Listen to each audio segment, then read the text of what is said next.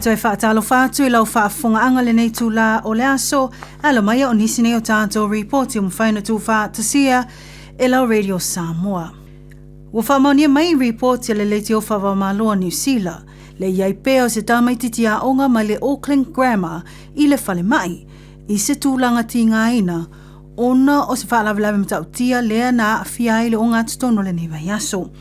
O lea tamaititi a onga o lo a awhia le numero e to alima, na awhia I la solulu, ino ua sosoa se taawale na ngaoi e se alii. Mai whamauina sa alu se tole ninga, alo la tau kalapu wila vilivae, ai wa awhia I loa le taia o la solulu. Ta ua e to alua nisi o whanau a onga na awhia, ele iai se tūlanga ti ngaina, e ua na o ni manua miti, ua te a foi I tua mai le whale mai matoe foi a inga. E whaasfuriwa tau sanga o le o lo tua ia nei e leo, o le mea matau tia I le mata upu o whaalia I le ngata I na awhia ai whanau a onga nei.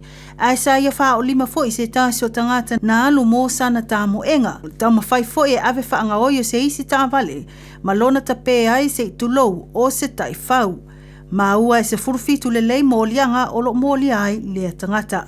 O lo tā whia pēa lea li le whalemai au kilani I lalo le wawa ai ngā leo, o no tūlanga tau le soifua manoloina. O lo tā whia le taimi nei le whaalawi loa whaalawa I tele ai o le ingoa o lea li o le asa tofi na fuafua e tūla iai I luma o le whaamsinonga peitai e le iai e na talosanga ina e lana loia na iaso e talano atu ai I le umolia. O le vai aso fau lea ua fuafuaina e toi wala awai lea mata upu ma o le a whaonga awala o fiso ta inga whaanei o na po le audio visual link mo lea mata upu. O le amatango le nei maasina na mulimawina I se whailua inga le minsta o le vai fafo, Winston Peters, ma le taitai o le malo o Filipaina. Tala no ina se tāsi o po kalame lo atangi ai le whainga paanga atunu e lua. I le sang whamausali ina o whainga paanga o nei malo e lua, na whamauina i le tala no ina o mata upu tau le saunga le mu, o whewhaatawa inga o mata upu tau ia o onga maso tanga vale lei matangata. Ta ua fo I le anga I o malo e lua e sanga whamalo sia tūlanga o so tanga I tū taua o onga. I le vahenga o ta ua le Education New Zealand Media Forum lua o luono. Lea na tala noi nai awa noa fau e whaalawa I tele ai a o onga le vau New Zealand ma Filipaina.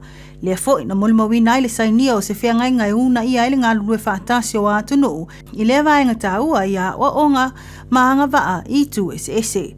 Whamanino e Winston o matau putau I a o onga o se vahenga ta ua lava lea I le sootanga ma le malo o Filipaina.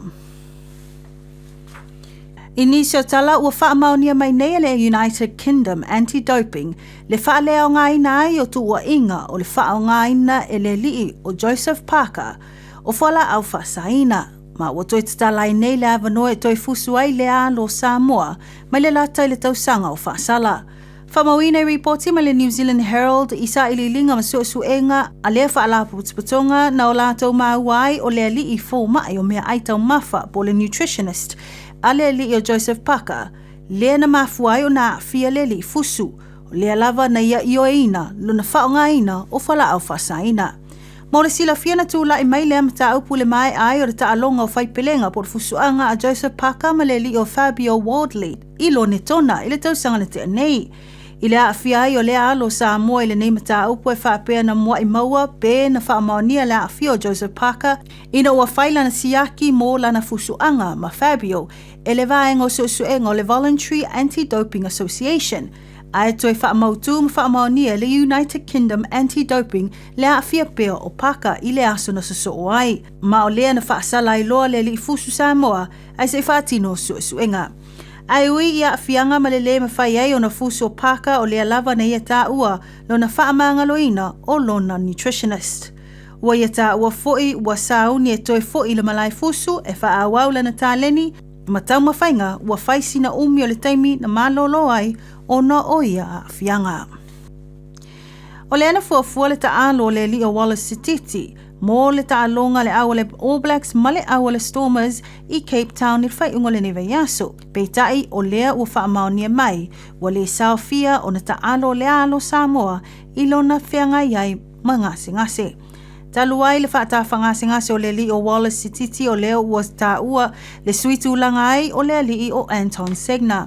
O le ato e fo'i ane fo'i le li o Bowden Barrett ma Rico Ioane mo la ta'alonga mua o le tausanga i le au le All Blacks ai o Patrick Tuipoloto le ata ita ia le au mo le ta'alonga po le avea i fo'i o ia ma kapiteni. O nisi nā o tātou talafou mo le nei tū lao le aso whaafetai whaafonga mai tō whaasoifua.